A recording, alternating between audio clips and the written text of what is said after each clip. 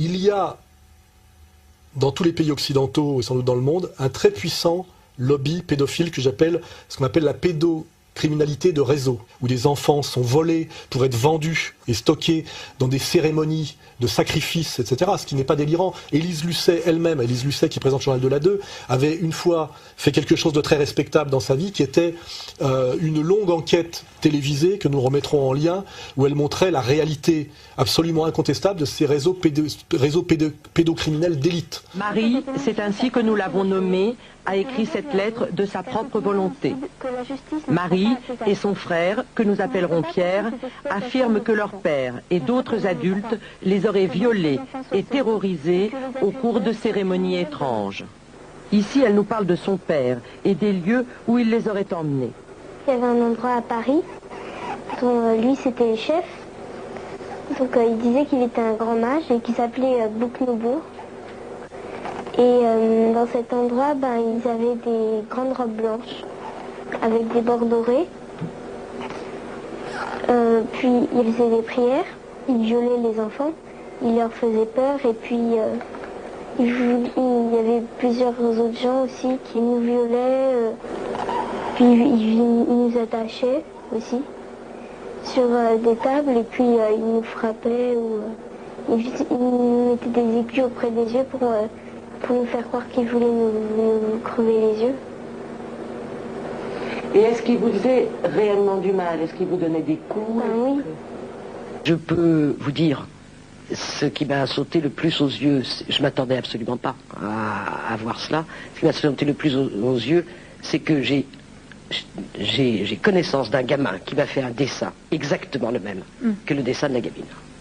On pourrait peut-être se poser des questions. Ça existe, que c'est terrifiant, parce que c'est sans doute la chose la plus terrifiante au monde, que ces réseaux sont très puissants parce qu'ils sont très haut placés, très haut placés, liés à la très haute bourgeoisie, avec des infiltrations dans l'administration française, dans la justice, etc., etc. Et ce qui explique des dysfonctionnements très étranges, les morts suspectes du juge Jambert. Christian Jambert était un bon gendarme, mais un gendarme sans doute un peu trop zélé. 15 années durant, il a enquêté, recoupé, épisté Émile Louis, convaincu que l'homme détenait le secret de ces jeunes filles qu'on appelait les disparues de Lyon. Convaincu aussi de dysfonctionnements majeurs dans l'enquête judiciaire, il l'avait écrit dès 84 dans ce procès verbal, resté lettre morte jusqu'en 97, où l'instruction semblait relancée. Mais à quelques heures de son audition par le juge, Christian Jambert était retrouvé sans vie, suicidé a-t-on dit, dossier classé, jusqu'à aujourd'hui, autopsie du corps, concordance d'éléments qui remettent en cause le suicide. Les constatations du médecin légiste laissent à penser qu'il y aurait 2 orifices d'entrée de projectiles au niveau de la tête de la victime.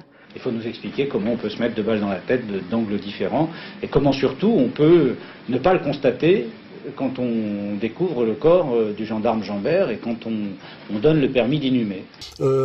L'élargissement du monstre d'Apoigny, gracié après 8 ans de prison alors qu'il avait pris perpète, à la demande, c'était sous Chirac, on va remettre le lien, des choses inexplicables, et l'élargissement de la femme de Dutroux qui sort à mi-peine, hein. En Belgique, l'ancienne femme du pédophile Marc Dutroux a obtenu une libération conditionnelle après avoir purgé plus de la moitié de sa peine. Michel Martin avait été condamnée à 30 ans de détention. Elle va donc quitter la prison pour entrer dans un couvent près de Namur, dans le sud du pays. Je crois qu'il fallait la condamner à perpétuité comme Marc Dutroux et voilà, ils n'ont pas fait. Voilà. J'ai pas l'impression que c'est la place où elle a le droit de continuer sa vie après ce qu'elle a fait. Elle n'a pas mérité ce luxe-ci. Les sœurs Clarisse, c'était quelque chose qui accueillait nos enfants ici, qui venaient sur Saint-Berthouin, et aujourd'hui on accueille des assassins, je suis désolé de le dire, c'est honteux, c'est monstrueux, ce n'est pas normal. Malgré la protestation de tout le peuple belge, parce que il est négocié avec Dutroux que s'il se tait et qu'il ne balance pas le réseau pour lequel il travaille, car je le dis, ce n'est jamais qu'un receleur d'enfants qui sont commandés et qu'ils stockent pour être vendus pour des réseaux et pour des cérémonies de type pédocriminel satanique. Un certain Michel Nioul est associé aux agissements de Dutroux. Qui est Michel Nioul? Un personnage de la haute société qui n'a jamais caché qu'il organisait des parties fines réservées aux Gotha belges. Pourquoi Marc Dutroux, petit trafiquant, minable voleur de voitures, est-il en relation avec Nioul? Dutroux est-il un pervers qui chasse des fillettes pour lui-même, ou est-il le pourvoyeur de partous de la bonne société? On lui dit que s'il se tait, effectivement, s'il balance, il sera assassiné.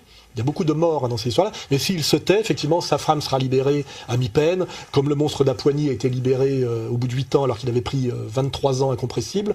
Voilà, c'est la preuve, effectivement, que ces réseaux pédocriminels sont très puissants et qu'ils arrivent à faire taire la justice, la vraie justice, hein, et que ça donne effectivement cet élargissement absolument obscène et étonnant de la femme Dutroux qui sort à mi-peine, hein. Et ça explique aussi quelque chose de très angoissant, qui est le destin héroïque et tragique de Stan Mayo, pour ceux qui le connaissent, qui est un ancien gendarme qui a essayé de faire son travail honnêtement, notamment à partir de la cellule de Van Voort. Il s'agit de ce qui composera le premier CD-ROM dit de Van Voort, se révélant contenir 8500 photos environ.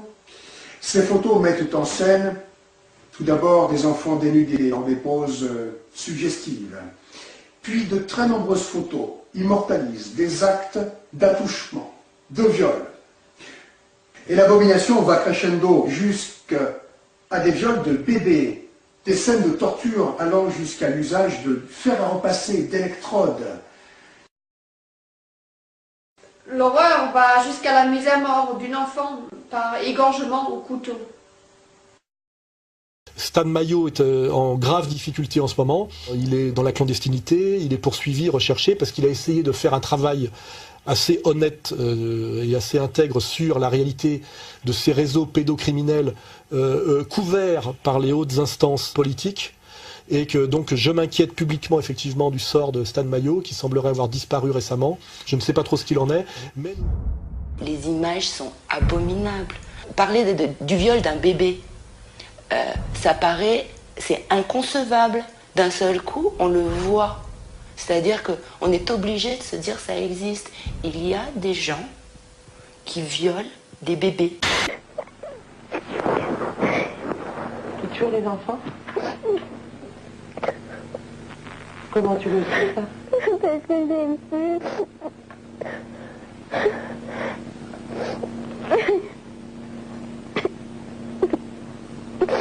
C'était des petits enfants qui étaient des enfants qui étaient un peu arabes et des choses comme ça, et puis ils leur tombaient la tête. Kannst du sagen, was passiert ist, ohne Details zu nennen? En fait. Also. Sie haben das Kind zersägt. Sie haben ein Kind zersägt? Sie haben Teile von seinem Körper abgetrennt. Womit? Mit einem elektrischen Messer. Haben Sie das Kind lebend zersägt?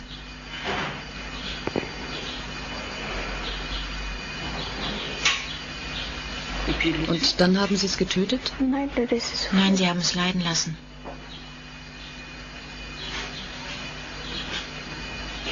Père Morand, quand vous parlez d'une jeune fille mise nue sur une croix, arrosée de sang animal, quand vous parlez de fœtus qu'on arrache du ventre de leur mère et qu'on sacrifie, vous nous parlez de quoi?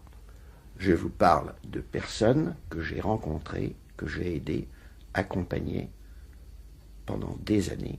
Et qui ont été la proie? Qui ont été la proie de groupuscules satanistes extrêmement redoutables, pratiquant ce qu'on appelle les messes noires, liés à des rites de magie et de sorcellerie, avec des meurtres rituels, sous le double couvert, je pèse mes mots, d'une part de la mafia, tous les réseaux mondiaux de la prostitution de bas ou de haut étage, et d'autre part de personnalités qui tiennent des postes clés dans notre civilisation, que ce soit dans le monde de la politique, dans le monde de la magistrature, dans le monde scientifique, dans le monde de la finance, dans le monde intellectuel, et je dirais même,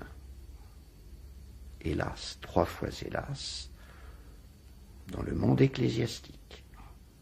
des prêtres défroqués ou menant double vie, et qui se retrouvent dans ces scènes effroyables de messes noires, de meurtres rituels, c'est assez effroyable.